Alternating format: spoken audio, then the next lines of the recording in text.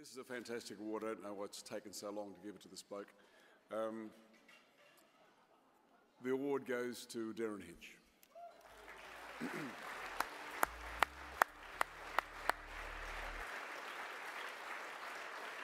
I think you come up, mate. Derryn, I think you come up. You come up and accept it, actually. And then you cop it.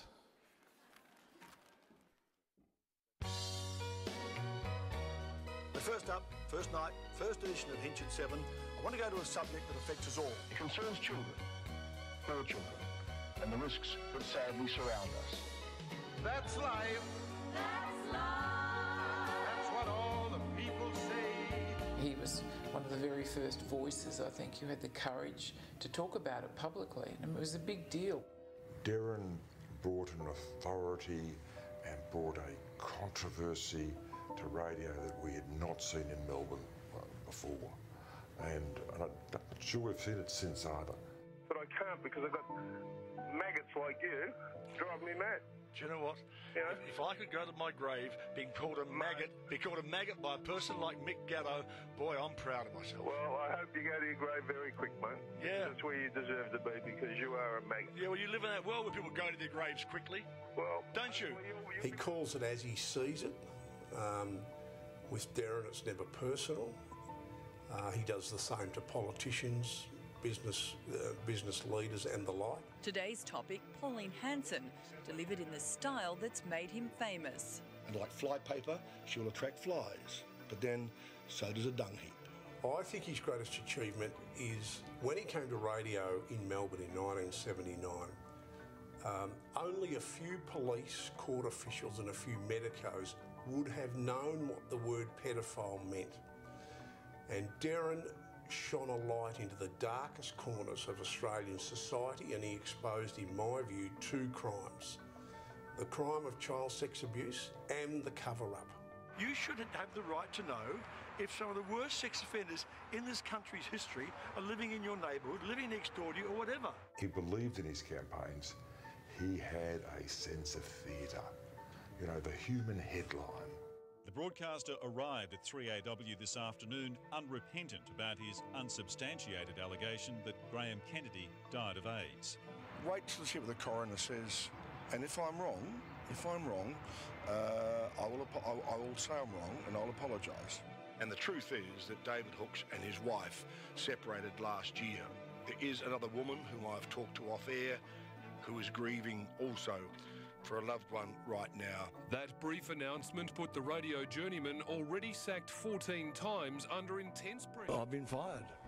That's simple. So they fired me and said sort of, like, don't come back. He was very opinionated. The opinions were well thought out. You might not agree with them, of course, and many people didn't. But he believed in those opinions with a passion. This was Hinch's sixth conviction. He was jailed in 1987 for contempt of court and spent 5 months in home detention in 2011 for revealing suppressed identities. No one had come into Melbourne radio and grabbed it by the throat in the way that Derryn Hinch did. Good evening. Derryn Hinch has announced he has liver cancer. My own excessive boozing may not have caused this cancer, but it certainly caused a cirrhosis which may scuttle my recovery. Derryn is blissfully sedated and his hope for a new life is wheeled in. The first pictures of the human headline after receiving a new liver.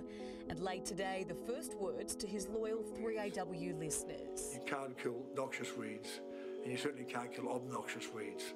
It's great to be back here on 3AW.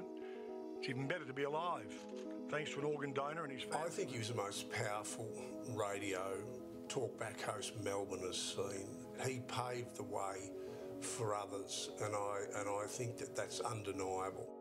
One last hug for his actress wife Jackie. I love being in love. I do. What do you like when you're in love then? Stupid, mushy and snuggly and, you know, I said Grizzly Adams, I'm Grizzly Bear. I love hugging and stuff, you know, I'm very tactile.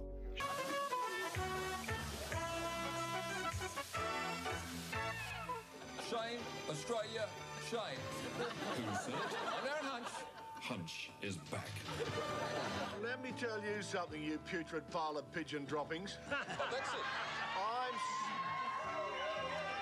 I'm sick to death of people like you making a growth industry out of impersonating me. And he's not going to tippy-toe around it. He's going to give it to us right down the barrel, and it's his style. Now, I can see that that can offset some people, but I'll tell you what, it's made a difference for kids, and that's what really counts. After all, somebody once said, that's life. I'm Derryn Hinch.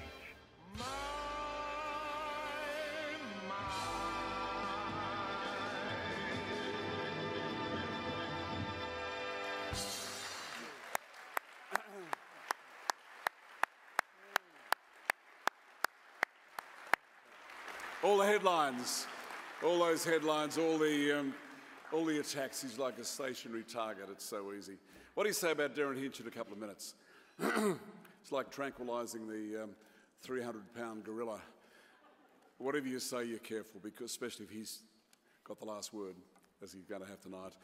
Derryn Nigel Hinch, Nigel Hinch, from the Taranaki Herald.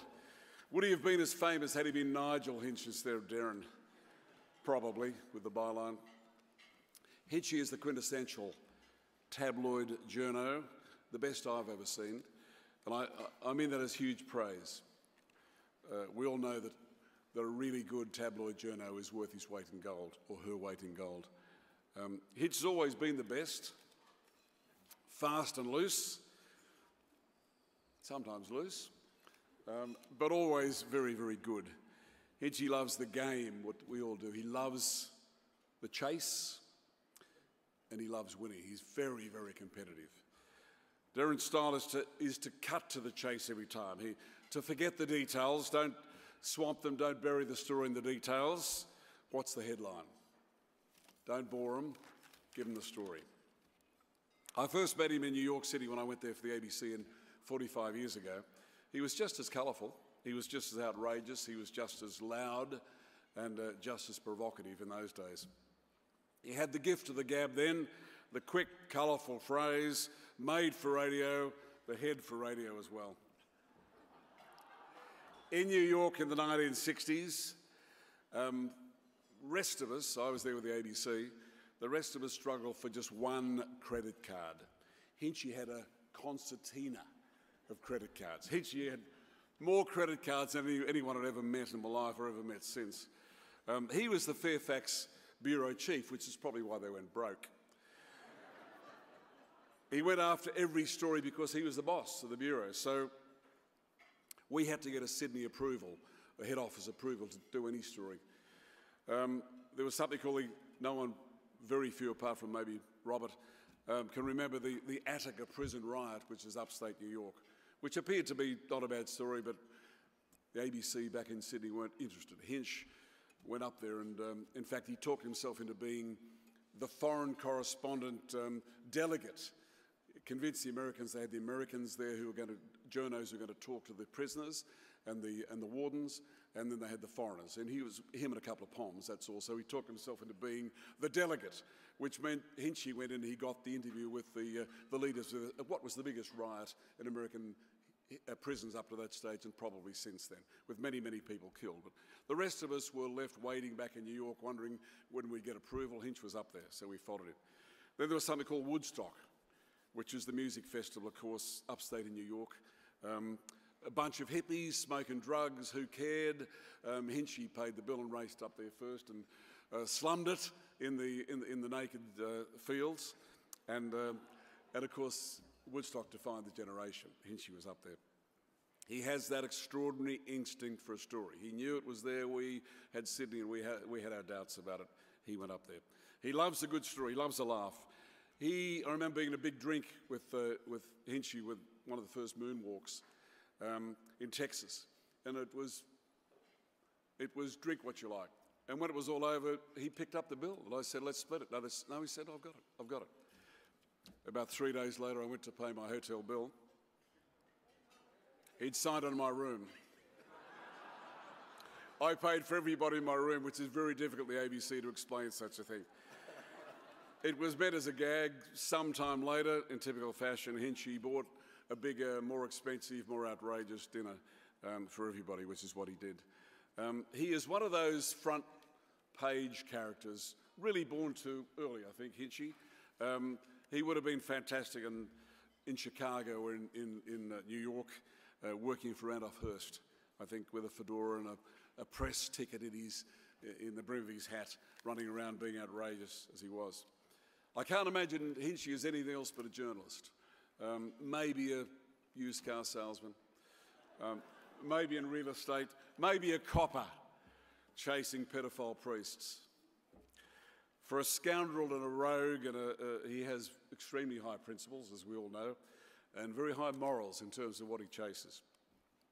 Yet he's so competitive. The story wins every time. Mateship goes out the door almost if Hinchy's there. He's got to get the yarn. I remember he was in New York as the Fairfax, the bloke for the Sydney Sun primarily, and occasionally for the Herald. And there was a guy named Neil Travis, who was there for Murdoch. Both Kiwis, both mates. On one occasion, but they were great competitors. And Neil was also a terrific journalist. And Hinchy shamed Neil into going for a drink one Friday afternoon. And hadn't seen him for a while, have a drink, you're always doing something. And anyway, so he shamed him into it. But on the way to the drink at some Irish bar down the south of Manhattan, Hinchy dropped into the Fairfax office and looked at the wires and found that Ronald Biggs, the great train robber, had left Melbourne, where he's working in Channel 9 in the wardrobe, as a carpenter, and he'd surfaced in Rio. So rather than go for the drink with his mate from New Zealand, he went straight to his apartment, got his New Zealand passport, got a ticket, went without a visa, went to Rio, and left Neil waiting with a few mates back in the pub. Neil found out from his office in Sydney 24 hours later, what the fuck are you doing in New York? Hinch is in Rio and he's spoken to Ronnie Biggs. I did a Four Corners thing with Ronnie Biggs about a week afterwards when Ronnie Biggs got out of jail. And he was the biggest story around at the time, but Hinch had somehow talked his way in without a visa. And Ronnie Biggs said to me, who the fuck is this New Zealander who got into jail, and how did he get into jail to talk to me? I convinced Ronnie Biggs that obviously he's paid his way. He paid some jailers and got in there to somehow. You said I bribed the warders. I know. He bribed the warders to get in there. Biggsy, who was a crook, not a criminal, couldn't understand, couldn't believe. No one else in the world had got in to talk to him. He thought he was quite safe in jail there, but Hinchy somehow got in to talk to him. I'm not sure whether Neil Travis ever talked to him again. He's very lucky, but he's lucky in the Ian Chappell way. Ian Chappell says, the more I practice, the luckier I get in terms of batting. Well, the more he practices, the luckier he gets as well. I remember, last story, I remember in 1972, I think, there was a Liberal Party foreign minister, whom we should all forget, but a guy named Lionel Bowen, and he was he'd gone to New York to deliver a speech, and we were having troubles then again with the Indonesians. And Adam Malik was the Indonesian foreign minister. He was the chairman in the plenary session of the United Nations. ABC used to have to cover the United Nations. The Sun and the Mirror never did. But anyway, I covered this particular speech, and Hinchy turned up for the speech and then disappeared. And I wrote a speech about the fairly boring, I wrote a story for the ABC about a fairly boring speech. And about 3 hours later, I got a call from Sydney, and it said, what about the walkout? I said, what walkout? He said, well, the walkout, Indonesians walking out of Australia. I said, didn't happen. He said, well, Hinch has got it. It's on the front page of the Sun. So I said, well, hang on. So I rang around, and it was too late for the Australian consul, it was too late for the Indonesians, and I rang Reuters, and they had got the same rocket from Sydney saying Hinch has got the story. So I rang Hinchy, and I said, what was the walkout? Because he'd left with a speech about 5 minutes after the speech began. He said, Adam Malik, the Indonesian, walked out. And I said, he went to the loo. He came back 5 minutes later. He said, we're still a walkout. And I said, you dick. And he said, hang on, sunshine.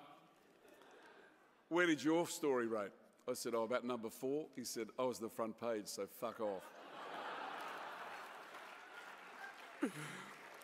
I've dragged Hinchy out of Newport, waterside bars. I've launched his first novel, which was about people in waterside bars in Newport. I colluded to get him the job on Midday when I left Midday there. Now I'm awarding the Lifetime Award. I can't think why Hinchy didn't get it 20 years ago. It's long overdue. Congratulations.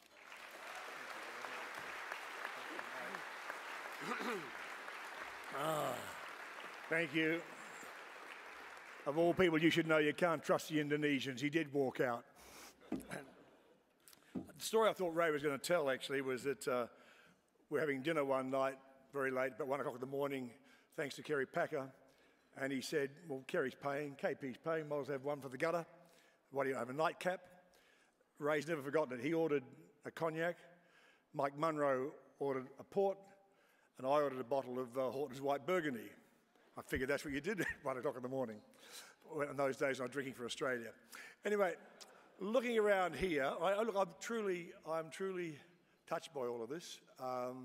Seeing some of that stuff brings back memories. I look around here and I see friends, I see foes, and I see peers, and that's not mutually exclusive.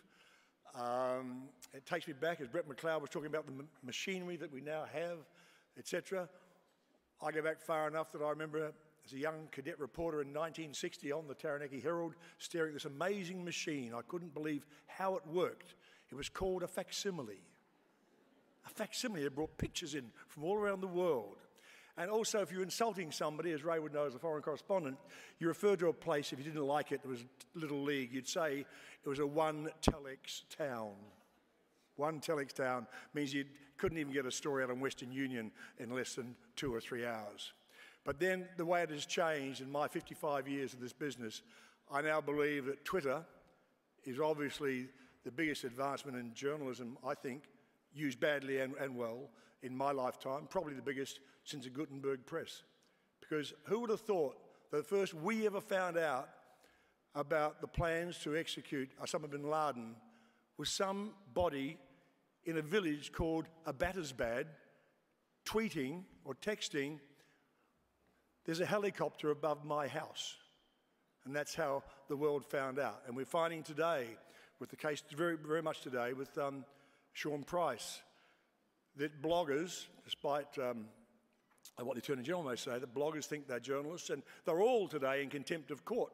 All of them except real journalists, professional journalists, who are trying today to stay away from contempt of court, and I certainly tried very hard today to stay out of jail again.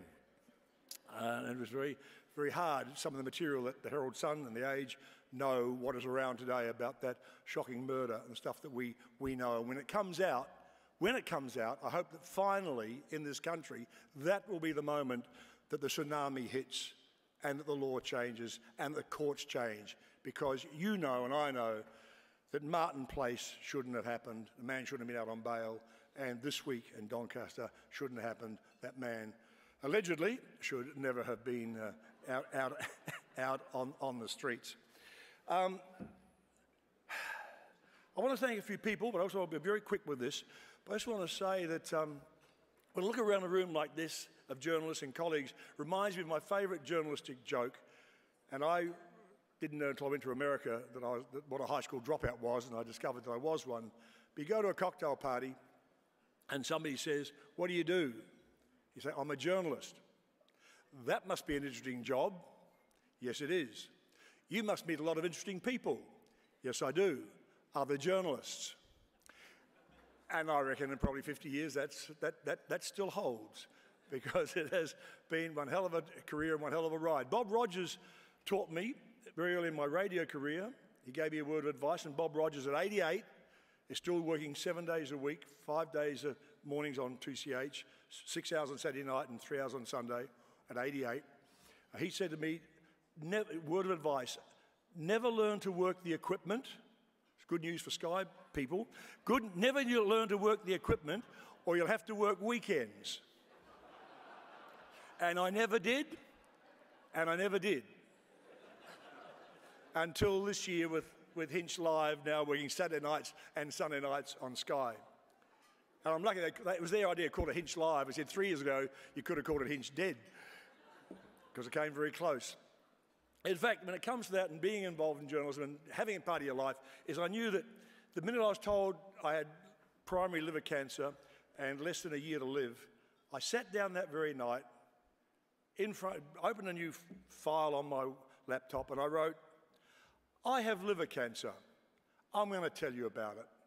And I lived it with my audience until I got the transplant. And here I am 3.5 years, 4 years later, and still bopping along. I just want to tell you, I want to concentrate for a minute on women, because women, personally and professionally, have been a large part of my life and have made me who I am and what I am, for better and for worse at times. But I wanted, because there was a woman called June Littman. She was my first sub-editor at the Taranaki Herald in New Plymouth. She was this tiny woman with amazingly powerful, she should have been the first female editor of any newspaper in the country. And 55 years later, I still remember her when I wrote a story that said, over $1 million, and she came back and said, it's not over $1 million, it's more than. People jump over things, otherwise it's more than. And every time I see over now, I'll correct somebody about it. But she was, I guess, a mentor. My first wife, Lana, was a journalist at the Sydney Sun, and then a foreign correspondent, then women's editor of the Melbourne Herald, editor of the Women's Weekly. Jackie Weaver once told me, when you look at a journalist, we are so blinkered, told me once, just remember the Sydney Morning Herald won't keep you warm at night. Not a bad line when you're working so much. My assistants, PAs over the years, Susie Yeager, we called her the human sandbag, Chuck, Annette Philpott, they work with me all the time. Natasha Chadwick, my partner, taught me about taking a day off, not blogging on a Monday, which I thought was sacrilege in the early times, and then became my social media editor as well as my partner, and showed me what social media really is and what it can do and how powerful it is. And all of you print people who haven't embraced it, then you're fuckwits, because you're lost, you're dead. You've got to embrace it. Have to do it. And it's exciting. It's exciting. I recall the best example of this, I think, was when Peter Arnett, who was in the old days one of the great journos, he was the guy who got the story about the American colonel in Vietnam, which summed up the Vietnam War, when he got the quote from the colonel saying, we had to destroy the village in order to save it. That was a Peter Arnett line from Vietnam. But Arnett was covering the fall of Baghdad, and I was on 3AW, and he happened to be on air at the time the first tank rolled into Baghdad, and he said to me, and we broke it on 3AW, he said, Baghdad has fallen. It was about 4 o'clock. 16 hours later, 12 hours later, I read it in The Age, and I think, I know that, I know that, I know that, and that's what's happening with 24/7 news to the minute. But going back to the women and journalism, just this week I was we were having a coffee down at South Wharf, which is one of the great secrets of Melbourne, I've now discovered. Having a coffee, and a young waitress came up to us and chatting, and she said that she was a second-year student, media student at Deakin, and she was all starry-eyed about journalism still, even though it's a tough business now. And she was asking for advice and stuff. And I recall saying to her, I didn't give her the advice that Dermot O'Brien, my friend and colleague out there, we adapted from Mike Fraser. It was good advice as journalists. It was, if you're being run out of town, pretend it's a parade and you're leading it. That was from the Hinch program days. But this young girl down at South Wharf, and she was all gung-ho about journalism, and she asked for advice, and all I could think of to say to her was, just keep fire in your belly. Have the fire in your belly, and you'll get there. If you don't have it, if you lose it, it's time to get out. Now, Ernest Hemingway once said about journalism, he said, get in, get wise, get out. And he did. Well, I got in, maybe I didn't get wise, and I'll never get out. Despite the fact, final word, I started talking about Twitter, that Twitter is a device of 140 characters. I can now give you, and I thank you for the award, I thank you from the bottom of my heart, but I'll give you take this home, I'll give you the meaning of life in 79 characters. 79 characters. And the meaning of life is this. Inside every old person, There's a young person saying, what the fuck happened? Thank you.